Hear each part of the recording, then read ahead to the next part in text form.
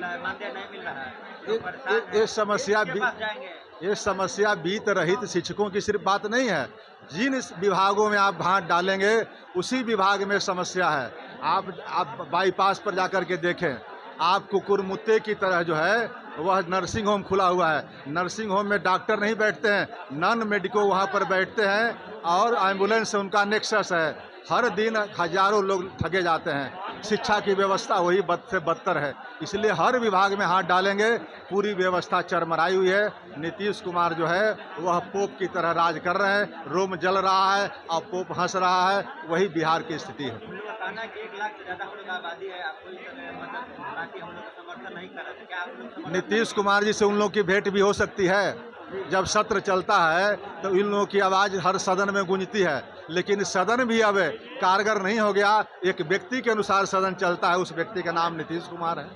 तो पार्टी कार्यालय 5 तारीख को लगाए थे, तो उन लोगों को बताया गया कि अभी 144 लागल है, उन लोग को भगा दिया गया। करीब 1000 से ज़्यादा ऊपर आए थे शिक्षक। भगाया गया, पीटा गया, प्रदर्शन किए तो उनको लाठियां बरसाई गई, लेकिन उनकी बातें नहीं मानी गई। तो इसलिए आक्रोश हर क्षेत्र में फैल रहा है बिहार की सत्ता के विरुद्ध, और वह आक्रोश जो है एक दिन सत्ता परिवर्तन करके दिखाएगा। क्या आप लोग जब मिलेंगे तो उनका आप समर्थन करेंगे? बिल्कुल कहेंगे।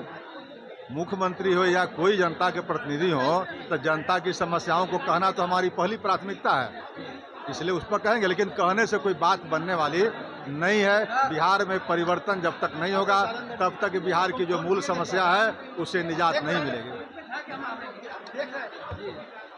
थोड़ी बात जो होता है, शिक्षक हैं वो लोग भटक रहे हैं। तो भटक रहे हैं तो सरकार की गलत नीतियों के कारण भटक रहे हैं ना। जी।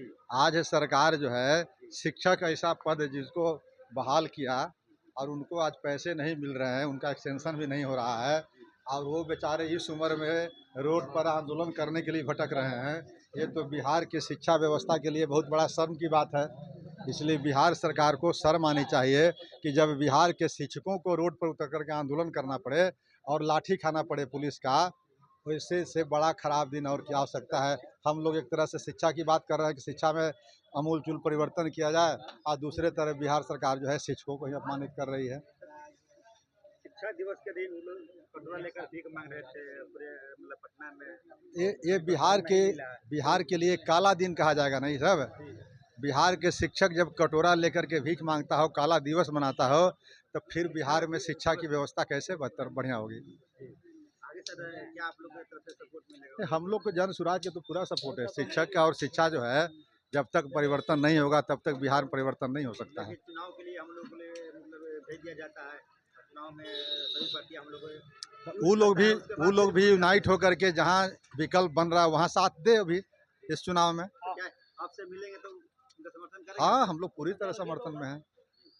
शिक्षकों का सम्मान मिलना चाहिए, उनका वाजिब हक मिलना चाहिए। हम लोग को वेतन नहीं मिल रहा है। हाँ, मिलना चाहिए था।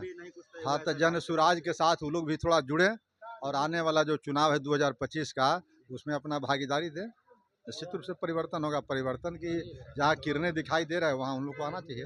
1 लाख के करीब उन लोग का शिक्षक जो है, और जो बता रहे थे कि व्यवस्था हम लोग का जो सरकारी स्कूल है उससे कई गुना ज्यादा अच्छा बेहतर है, सरकार हम लोग कि बिहार की को चिकित्सा पढ़ाया हुआ जो स्टूडेंट है वो बड़े बड़े पद पर जा रहे हैं, हम लोग को कुछ मान्यता नहीं। ये बात सही है कि बिहार की चिकित्सा की बात कर लें तब प्राइवेट डॉक्टरों पर या नीम हकीम के डॉक्टरों से लेकर के बड़े बड़े प्राइवेट डॉक्टरों पर चिकित्सा व्यवस्था आधारित है बिहार की। उसी तरह से शिक्षा व्यवस्था की बात करें तो सरकारी स्कूलों पर नहीं, प्राइवेट स्कूल पर छोटा से लेकर के बड़े पैमाने पर जो प्राइवेट स्कूल और प्राइवेट ट्यूटर हैं उन्हीं पर आज शिक्षा चल रही है। और नहीं तो लोग यहाँ से पलायन करके बाहर जा रहे हैं शिक्षा ग्रहण करने, और सरकार जो है आँख में कान में तेल डाल करके सोई हुई है। सरकार को शिक्षा से कोई लेना देना, चिकित्सा से कोई लेना देना नहीं है, पलायन से कोई लेना देना नहीं है, पूंजी के पलायन से सरकार को लेना देना है भ्रष्टाचार से, नकली शराबबंदी से, कि शराबबंदी करेंगे। शराबबंदी कहीं नहीं है, उसके पैरेलल सिस्टम डिलीवरी सिस्टम कायम है। सरकार और सरकार के मुखिया को पता है, लेकिन जिद पर अड़े हुए हैं। रेवेन्यू का लॉस करेंगे, गरीब गुरबा को जेल में सड़वाएंगे, उनकी परिवार की जो है खराब स्थिति में आएगी, और नौजवानों के एक गलत नशा की ओर ढकेल रहे हैं। पुलिस जो है नशा में ही या नशाबंदी में लिप्त है, विधि व्यवस्था चरमरा रही है, इस पर सरकार का ध्यान नहीं है।